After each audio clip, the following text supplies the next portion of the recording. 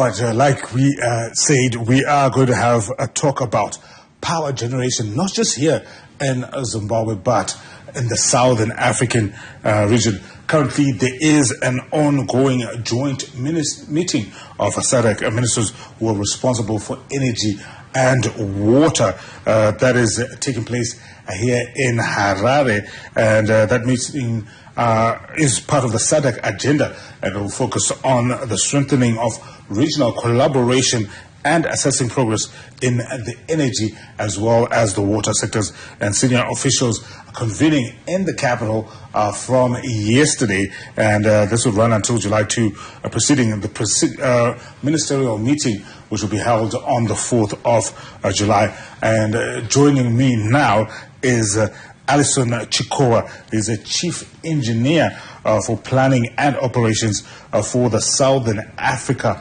Power Pool, SAPP. Alison, good morning, and thank you for making time to join us. I know you guys are busy with all these meetings, but we appreciate you joining us this morning. Thank you for inviting me. All right. I think maybe, first of all, the first question would be, can you tell us what the Southern Africa Power Pool is and its relevance in terms of, especially for us as Zimbabweans?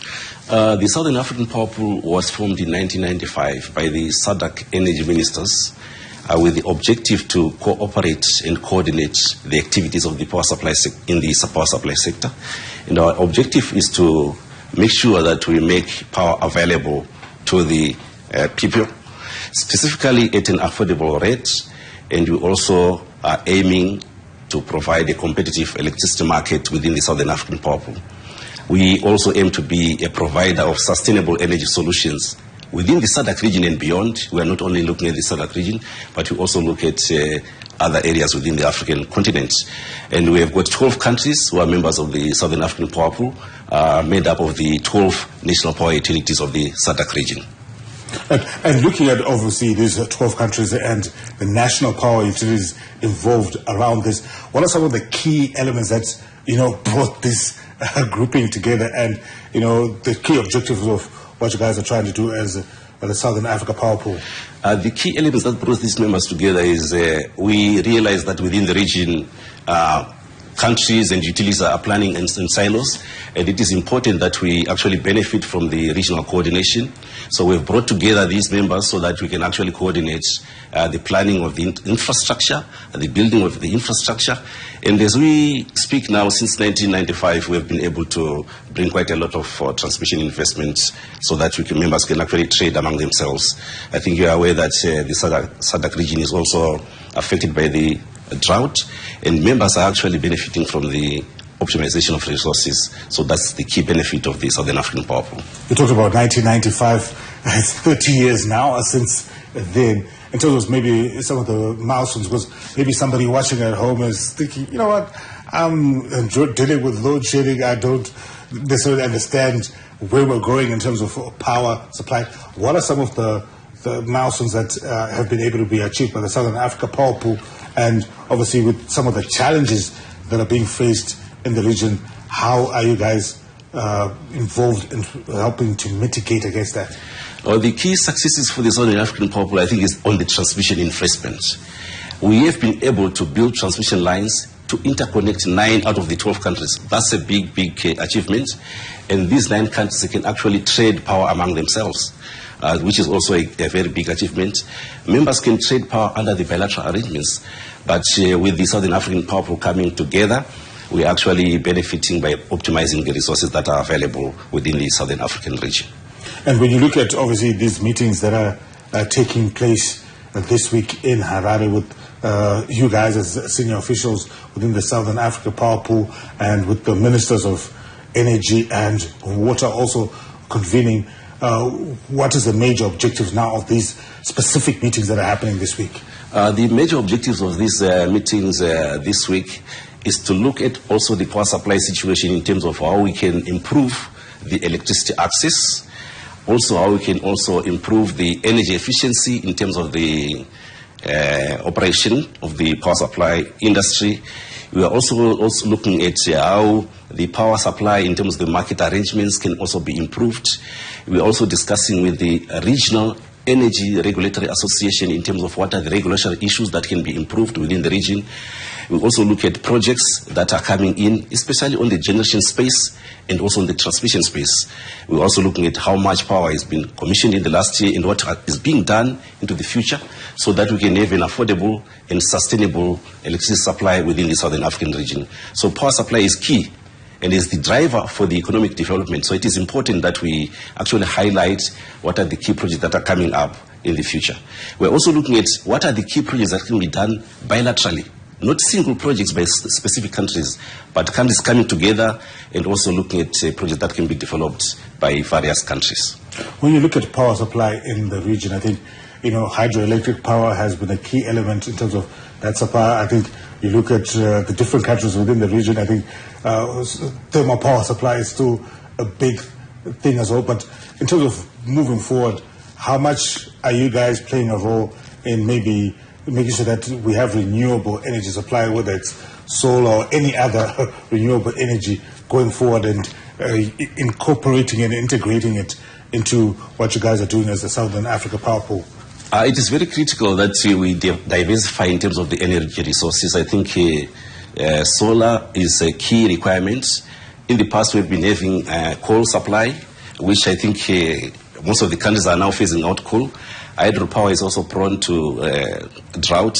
So it is important that we also introduce new sources of energy, especially renewable energy. I can report that in the last 3 years, we have seen a significant increase in terms of the renewable energy technologies that have come onto the grid. Almost 10% of the new capacity that has been commissioned in the last 3 years was coming from the renewable energy, specifically solar and wind technology.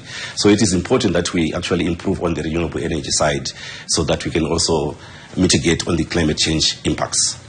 And obviously, maybe just looking from a Zimbabwean perspective, as a country, what are some of the things that we stand to benefit from these collaborations that we're having with the 11 other members of the Southern African Power Pool? Oh, there are quite a number of benefits that Zimbabwe can benefit from. I think Zimbabwe is sitting at the center of the Southern African Power Pool. So the first key benefits that Zimbabwe can benefit on is most of the power passes through Zimbabwe.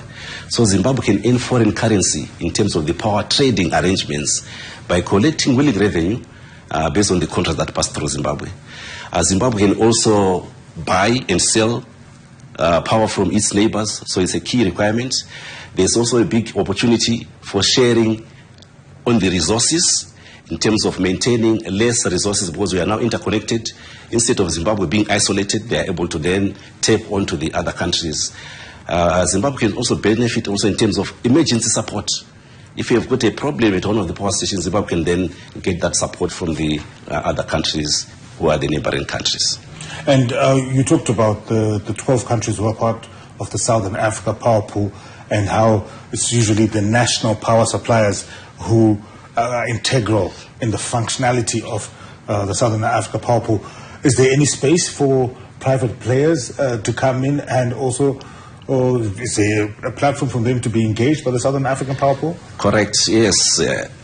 Initially, this power pool was set up by the national power utilities, but what we have done is we, through the energy ministers, have allowed to integrate and open up the power supply sector through the regulatory regime from the various energy regulators in the SADC region, which has now been opened up to allow for private sector participation, especially the independent power producers who are in wind technologies and also solar developers.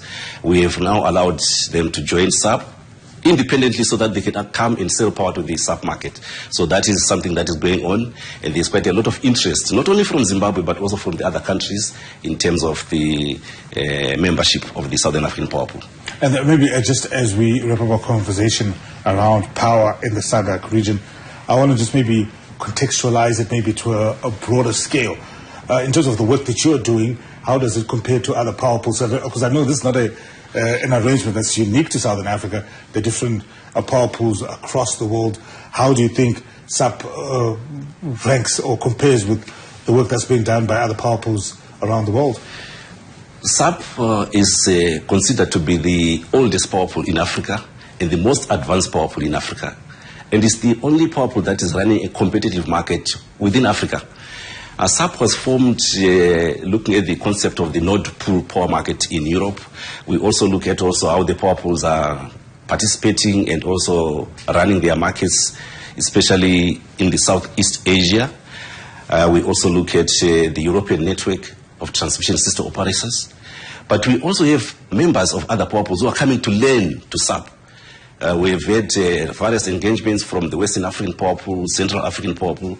They are coming to SAPP to learn about the best practices of how we have managed to bring the 12 countries together and also operate a successful power market. All right. Alison, thank you very much for joining us, and we hope that the engagements that are ongoing with the different members of the Southern African Power Pool will help improve not only power supply but also create opportunities for Zimbabweans who want to invest in power and give us affordable, sustainable energy. Thank you for having me. All right, thank you very much. And lots happening in terms of power.